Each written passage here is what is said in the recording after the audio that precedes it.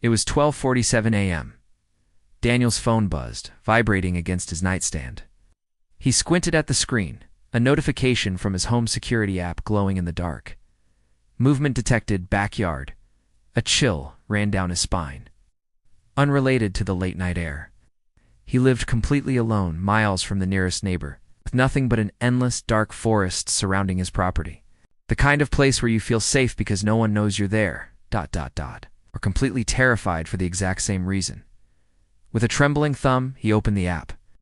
The live feed from the backyard camera flickered to life. And there, just at the edge of the trees, was a figure.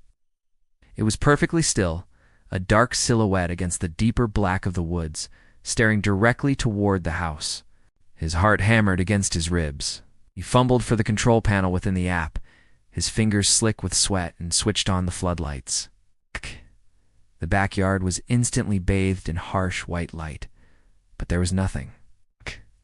The figure was gone. Vanished, as if it had melted back into the shadows. He let out a shaky breath, trying to convince himself it was just a glitch. Maybe an animal, a deer perhaps. But the stillness of the figure, it was unnervingly human. He kept watching the screen, his eyes scanning the tree line, but saw nothing. Just the wind rustling the leaves. As minutes crawled by like hours. Then another buzz. Another notification. His blood ran cold.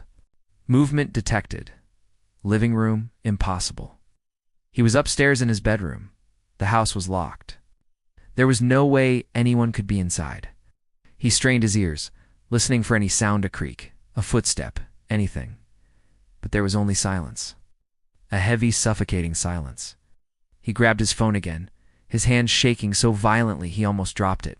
He turned on the audio feed from the living room camera. That's when he heard it. Slow, wet breathing. It wasn't his own panicked gasps. It was something else, something inside his house. Panic took over. He scrambled out of bed, not daring to make a sound, and slipped into the adjoining bathroom, locking the door behind him.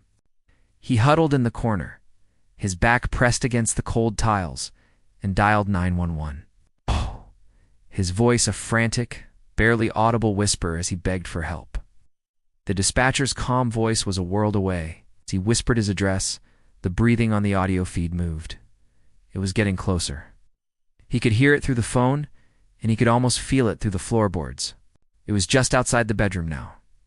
Then, right outside the bathroom door. The doorknob twisted once, a sharp, metallic click in the dead quiet. Then it stopped. A single soft knock echoed through the small room, a sound so polite it was monstrous. He held his breath, praying they couldn't hear his heart trying to beat its way out of his chest. Then silence again, utter complete silence, until the blessed sound of sirens pierced the night. When the police finally arrived, they found Daniel unconscious on the bathroom floor. The door was still locked from the inside. They discovered a single trail of muddy footprints leading from the edge of the woods, straight to his back door, which was now slightly ajar. Everything seemed explainable, a terrifying break-in. But then they checked the final security clip from the living room camera, recorded just moments before they arrived.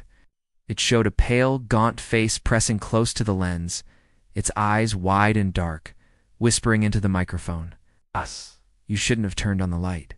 If you found this story as chilling as I did, make sure to hit that like button and subscribe to the channel for more terrifying tales. Don't forget to click the notification bell so you never miss a new video. Thank you so much for watching, and I'll see you in the next one. Stay safe.